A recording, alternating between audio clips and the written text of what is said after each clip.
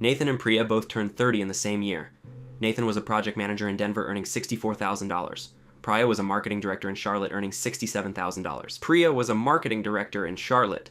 Close enough. Similar cities, similar costs of living. Nathan had $380,000 in invested assets, zero high-interest debt, and a retirement date he could name. By 50, Priya had $91,000 saved, $22,000 in credit card and personal loan debt, and a retirement timeline she described as whenever I can. She did not spend recklessly. She did not have a catastrophic financial event. She made 5 specific decisions during her 30s that felt reasonable in the moment, which is most expensive choices of her life. Nathan made 5 different decisions. Not dramatically different. Not requiring more income or more sacrifice. Just structurally different. And by 50, those 5 decisions were worth nearly $300,000 in the gap between them.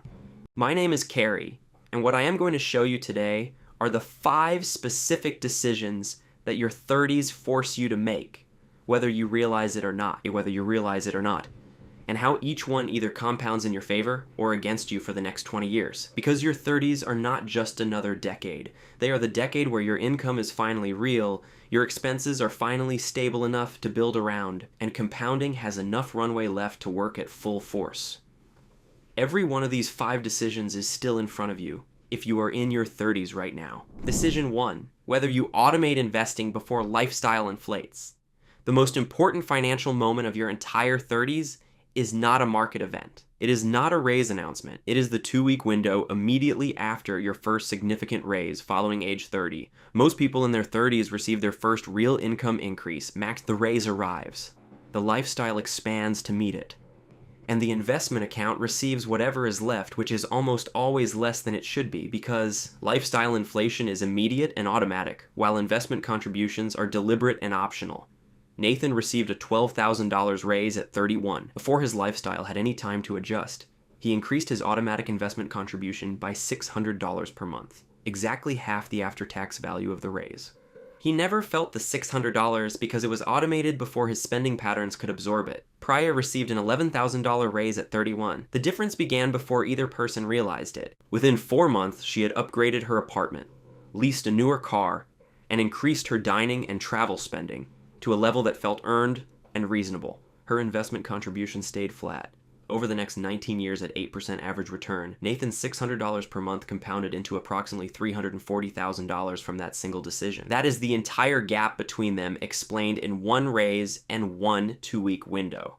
Decision 2, whether you buy a home for the right reasons or the wrong ones. The 30s home purchase is one of the most financially consequential decisions of the decade and one of the most emotionally driven. The right reason to buy a home in your 30s is when the monthly cost of ownership, mortgage, taxes, insurance, maintenance is comparable to or lower than renting in the same area. And when you have high confidence, you will stay in that location for at least 7 years. The wrong reasons are social pressure, the feeling that renting is wasting money, or buying more home than your income supports because the bank approved the amount. Priya bought a home at 34 for $387,000, $40,000 above her original budget because the neighborhood felt right. Her monthly housing cost, including maintenance, was $2,400. A comparable rental in the same neighborhood was $1,650. She was paying $750 more per month than she needed to for housing while simultaneously underinvesting. That $750 per month difference over 16 years at 8% average return is $270,000 in foregone compounding. Not from buying a home. From buying the wrong home at the wrong price at the wrong time for the wrong reasons. Decision 3. Whether you grow your income or only manage your expenses. This is the decision that most personal finance ignores because expense management is easier to teach. But in your 30s, the math favors income growth over expense reduction as the primary wealth building lever.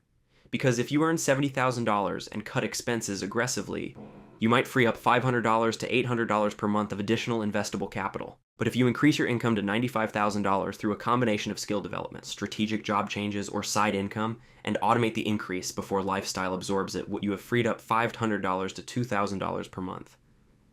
The 30s are the last decade where the compounding impact of income growth fully materializes before retirement. A $25,000 income increase at 35 that gets automated into investments at 8% average return for 25 years produces approximately $220,000 in additional retirement wealth. The same increase at 45 produces approx $98,000. Same raise, same rate, the decade makes the difference. If this is landing for you so far, take 2 seconds to hit the like button. Nathan changed jobs twice in his 30s specifically for income growth and negotiated every offer he received. By 39, Nathan was earning $94,000. Priya stayed in the same role for 6 years because the stability felt safe. Priya was earning $76,000. That $18,000 income gap compounded across the remainder of their careers was worth more than any investment decision both made. Decision 4. Whether you build an emergency fund large enough to protect your investments. Most people in their 30s have heard the advice to keep 3 to 6 months of expenses in an emergency fund. Far fewer people actually do it, and the ones who do not pay a price that almost never appears on any financial statement.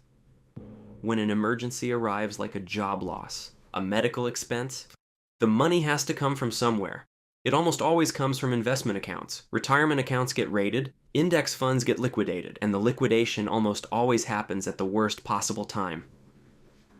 Priya pulled $14,000 from her retirement account at 38 during a job transition. She paid taxes and early withdrawal penalties that consumed roughly 30% of the withdrawal. She lost the compounding on the remaining $14,000 for the following 12 years. That single emergency fund failure cost her approximately $31,000 in retirement wealth. Not from a bad investment, from not having cash available when she needed it. Nathan kept 5 months of baseline expenses in a savings account. When he experienced a job transition at 37, he lived on his emergency fund for 4 months. His portfolio compounded uninterrupted through a period when Priya's was being depleted. Decision 5. Whether you calculate a specific retirement target or drift without one. Everything in this video connects to this final decision, because without a specific target, the other 4 decisions lose their anchor. Nathan calculated his PRE to 32. His monthly baseline expenses were $2,900. His PIRET was $870,000.